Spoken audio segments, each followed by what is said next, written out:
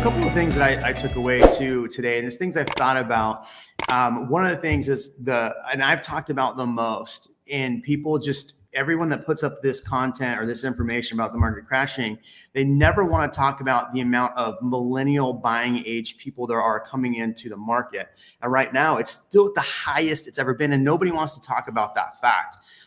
We're going to see that for the next few years. And by the way, I want to hear where you're coming in from today. Angela, where are you from? I think you're in Austin, right? So I want to hear from you in the chats where you're from real quick. So that was one piece of it. So we still have a lot of people in the buying age. If you look at as of right now, one of the key factors of the 2008 crash was the amount of people that lost jobs, right? We're still pretty high up on the unemployment rates. You know, like Austin's just announced their 2.5. It's like the lowest they've been since the pandemic. Let's change this to here. Yeah. So this is a good one. This is the millennial one. Yeah. So this is the millennial slide. And so this dark bars in the middle are showing where we're at really with the amount of millennials currently in the buying age. And that's something that I think people just don't get. I think that's one of the questions. How many of you are millennial aged that are looking to buy or sell real estate? Because I think he said, so this wasn't just Keeping Current Matters. This was the CEO of the company, Keeping Current Matters. And all they do is study the trends in real estate. We also had the CEO of Realtor.com, Tomo, which is a mortgage company, Boomtown, which is a real estate CRM company. All of these people were at this event sharing their data, their insights, their forecasts. And so this was one of those charts. And he said 81% of people in the market right now are millennial age, outside of your institutional buyers, which we talk about all the time. But 81%, that's ridiculous. Yeah. And how much longer is that going to be, right? And then if you look at the chart that we have up here, it's going to be really for the next 10 years, and then it starts to decline. Yep. The thing we have to worry about, I think, in long-term investments, though, because your time in the market will always beat your timing of the market, right? Yes. So if you wait, you got to say that one again. That's a really, really solid tip. Yeah. So your time in the market. So Graham Stephan or whoever you listen to, financial people will tell you to buy, to the dollar cost average, right? So if you buy a stock at $60, tomorrow goes down to 55, you buy it at 55, a couple shares here and there, like you're doing a dollar cost averaging. So you're putting your money in there and it's going to do, here's the camera. It's going to do this, right? And what's interesting is I had a conversation with somebody this morning.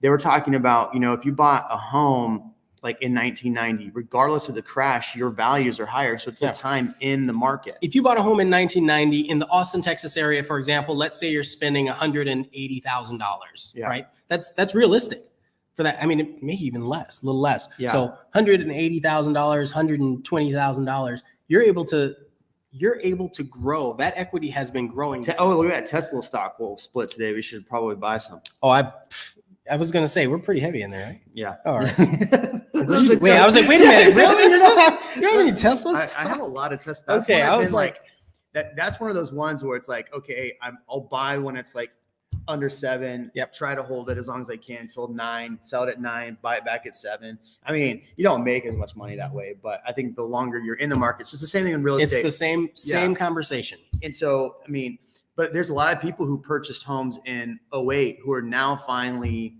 like break even or making in the spot to make money. And yet the prices are coming down right now. Now, I want to talk about Ian's comment in a minute. Okay.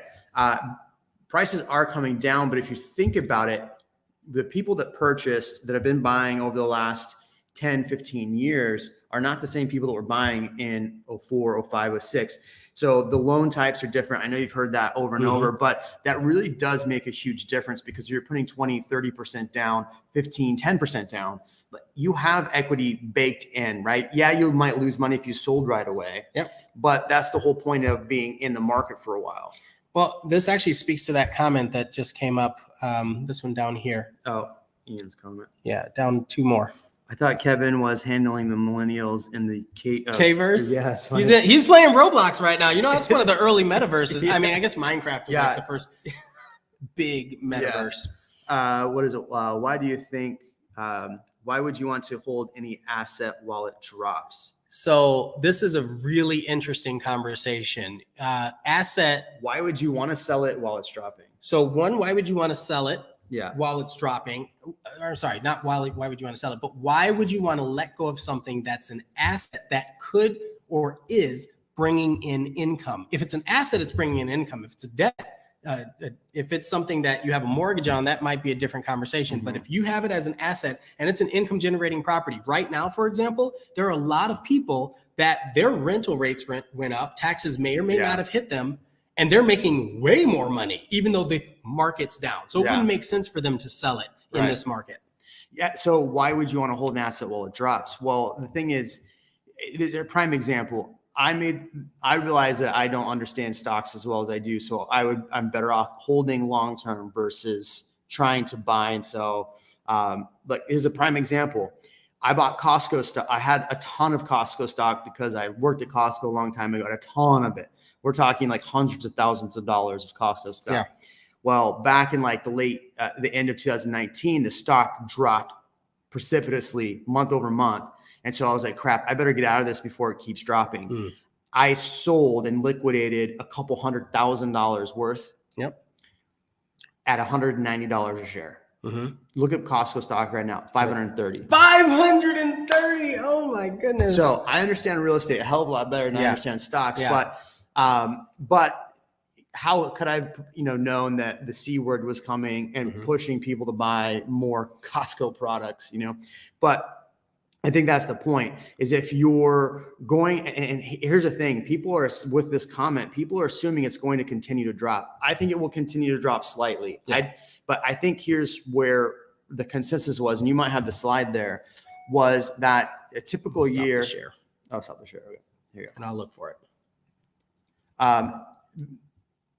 So in an average year in the Austin area, we were seeing a 6 to 9, maybe 12% increase. 12% was like really high. Yeah, that one. Perfect. So what happens is in this chart, it's kind of hard for you to see on this because we're a little bit farther away. But in 2021, so this is what experts are estimating that we're going to see as far as the entire market, not specific to one area. Not specific to Austin. But if you look at the one number, we saw for this year, they're predicting a 9% year over year increase. So that's the whole year. But let's pause there for a second. Some of that is still new builds being that haven't closed yet, right? Or resale that have been under contract, maybe elongated, or luxury homes. So so that's why the numbers are going to deflate a little bit. Right. And so, but now they're anticipating over the next 4 years, only a 3-4% increase year over year. So we saw, I think what people get confused, we saw such a high increase in such a short amount of time. They're automatically equating that to the 08 and what happened after 08. Thanks for watching this short of the Real Amigos podcast. For more live streams, hit here. For more clips, hit here. We'll catch you on the next one.